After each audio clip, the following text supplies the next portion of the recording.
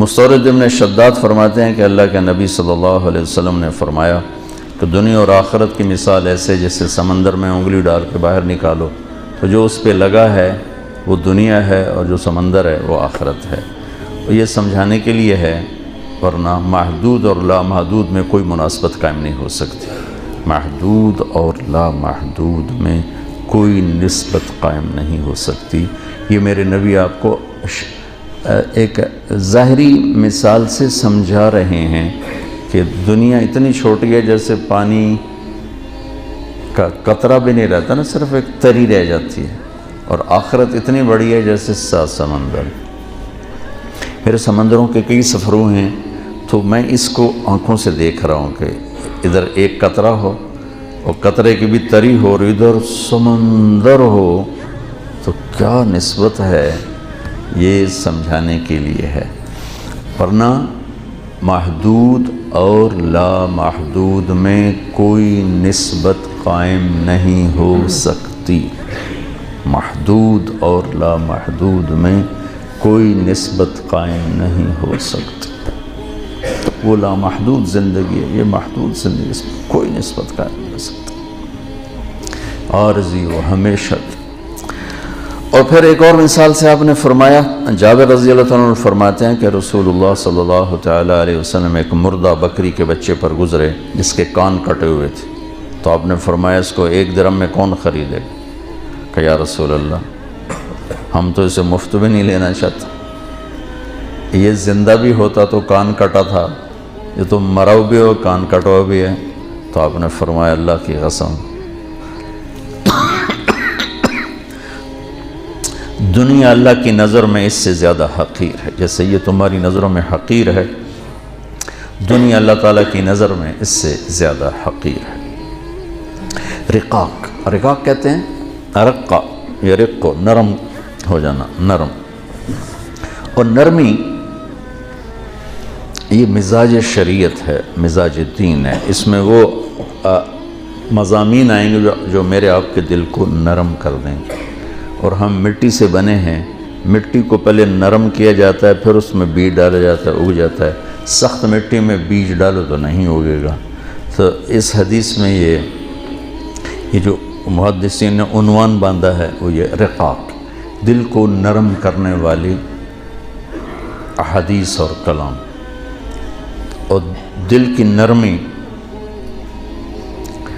جس کو بھی نصیب ہو گئی، پورا دین اس کے ہاتھ میں آ جائے گا، جو کہ مزاج دین ہے۔ میں اس لفظ سے استنباط کرتا ہوں، وَلْيَتَلَطَّفْ، قرآن کے درمیان میں ہے، درمیان، وَلْيَتَلَطَّفْ، آدھا قرآن ادھر ہے آدھا ادھر ہے، بیچ میں یہ لفظ آیا۔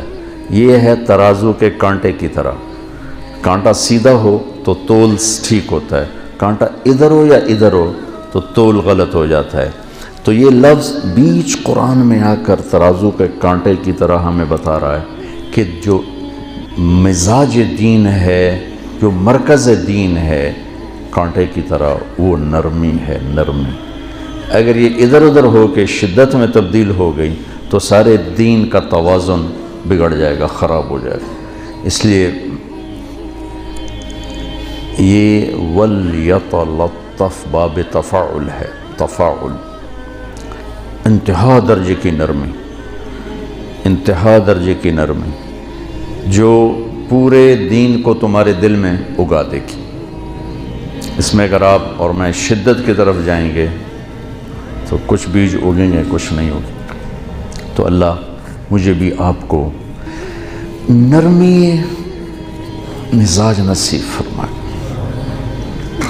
شدت اللہ کو ناپسند۔ میرے نبی کا فرمان ہے اگر نرمی کی کوئی شکل ہوتی تو دنیا کی سب سے خوبصورت شکل ہوتی، سختی کی کوئی شکل ہوتی تو دنیا کی سب سے بدصورت شکل ہوتی۔ لو کان الرفق خلقا لما رأى الناس خلقا احسن منه ولو کان العنف خلقا لما رأى الناس خلقا اقبح منه۔ بدترین شکل، سختی، خوبصورت ترین شکل نرمی۔ تو اللہ سے مانگا کرو۔ حضرت عمر کی دعا ہے، اللہم انی شدید فلیجنی، اللہم انی شدید فلینی، حضرت عمر مستقل یہ دعا مانگا کرتے تھے، تو آپ بھی مانگا کرو یا اللہ ہمیں تو نرمی مزاج نصیب فرما۔ بہت پرانی بات ہے، مجھے ایک تاجر نے پوچھا مولانا صاحب یہ مدرسے کے طلبہ میں غصہ کیوں زیادہ ہوتا ہے، کالج کے لڑکوں سے ان میں غصہ زیادہ ہوتا ہے، کیا وجہ؟ تو مجھے خود اس وقت پوری سمجھ نہیں تھی، میں نے کہا دین کے ساتھ شیطان بڑا ہوتا ہے جو کہ یہ علم حاصل کر رہے ہیں۔ لیکن جب مجھے خود مدارس بنا کے پڑھانے کا موقع ملا، پھر مجھے مرض سمجھ میں آ گیا کہ وہ خالی قانون پڑھتے رہتے ہیں، وہ قانونی جو کلام ہے وہ دل کو تو متاثر کرتا نہیں، دماغ کو متاثر کرتا ہے، دل سخت ہو جاتا ہے، دماغ تیز ہو جاتا ہے، لہٰذا وہ پورے مزاج میں تیزی آ جاتی ہے، سنبھلنا مشکل ہو جاتا ہے، یہ اس کی وجہ ہے۔